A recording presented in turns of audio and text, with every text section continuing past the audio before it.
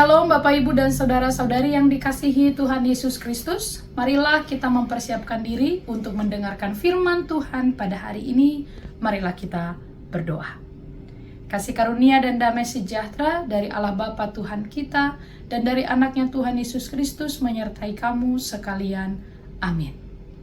Saudara-saudari, sebelum kita mendengarkan firman Tuhan, kita akan mengikuti pembacaan firman Tuhan yang menjadi nats renungan pada hari ini. Ayat harian kita hari ini, Rabu 2 Juli 2025, diambil dari 1 Korintus 11 ayat 11 sampai 12. Namun demikian, dalam Tuhan tidak ada perempuan tanpa laki-laki, dan tidak ada laki-laki tanpa perempuan. Sebab sama seperti perempuan berasal dari laki-laki, demikian pula laki-laki dilahirkan oleh perempuan, dan segala sesuatu berasal dari Allah. Demikian firman Tuhan. Jemaat yang dikasihi Tuhan Yesus Kristus, firman Tuhan hari ini adalah pesan yang disampaikan oleh Paulus kepada jemaat di Korintus. Dalam pesannya, Paulus menegur beberapa kebiasaan-kebiasaan yang keliru, yang seringkali dan kerap kali terjadi di tengah jemaat Korintus.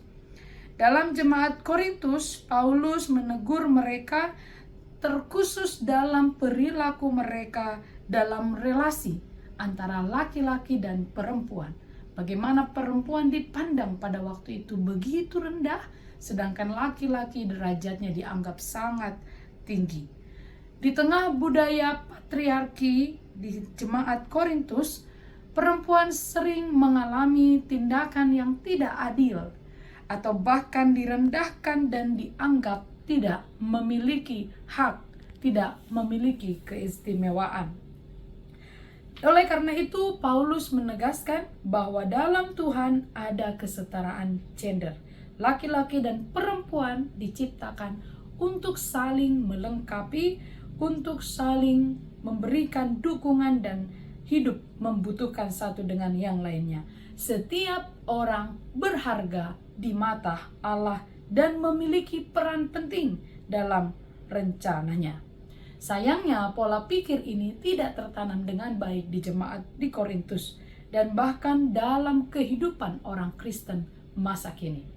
Walaupun sering digaungkan di tengah kehidupan kita kesetaraan gender, dan kita sudah menemukan banyak sekali perempuan sudah menjadi pimpinan atau menjadi pemimpin di beberapa bidang politik atau agama atau budaya, namun kita harus menyadari bahwa pada masa modern, masa kini pun perempuan, laki-laki sering mengalami hal-hal yang berkesenjangan.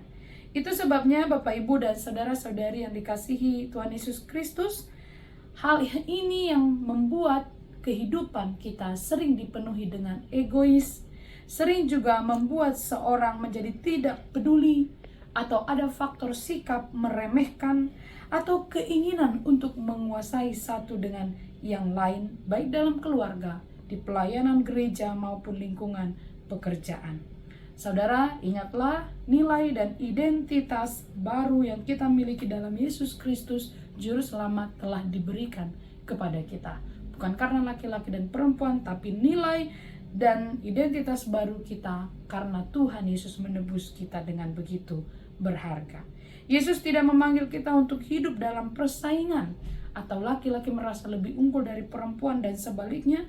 Ia memanggil kita untuk berjalan dalam kasih, saling menghormati dan menjadi berkat yang satu dengan yang lainnya. Keselamatan yang kita terima adalah anugerah supaya kita saling membangun dan menunjukkan karakter Kristus kepada sesama dengan penuh kasih dan kerendahan hati. Mari kita jujur pada diri sendiri dan bertanya, apakah masih ada sikap hati membanggakan diri dan meremehkan orang lain? Bahkan perempuan dengan perempuan pun tidak boleh saling meremehkan atau merasa dirinya lebih baik, membanggakan dirinya. Ingatlah, Tuhan menciptakan kita untuk hidup dalam kebersamaan, saling melengkapi, saling mendukung, hidup dalam sikap yang saling menghargai dengan kasih Allah, dan kita dapat memuliakan Dia dan menjadi saksinya. Tuhan Yesus memberkati. Amin. Marilah kita berdoa. Terima kasih Tuhan atas firman yang telah kami dengarkan pada hari ini. Kiranya Roh Kudus-Mu menguatkan kami untuk melakukan apa yang berkenan kepadamu. Kesetaraan yang telah Engkau tunjukkan melalui pemulihan dan penebusan-Mu membuat identitas baru kami menjadi orang-orang Kristen yang berharga di hadapan Tuhan. Ajarilah kami untuk melakukan apa yang telah Engkau firmankan dan menanamkan dalam diri kami untuk menghilangkan kebanggaan diri dan meremehkan orang lain, namun menyadari bahwa satu dengan yang lain adalah orang-orang yang Tuhan tetapkan untuk melengkapi, dan kami membutuhkan setiap orang di sekitar kami. Berkatilah jemaat-Mu yang dalam keadaan sakit, kurang beruntung, keadaan berduka cita, atau kondisi lainnya. Tuhan yang hadir, menguatkan, menyembuhkan, dan menopang.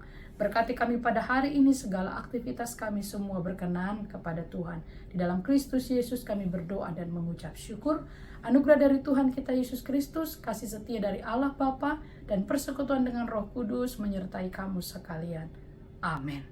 Selamat beraktivitas, Tuhan Yesus memberkati.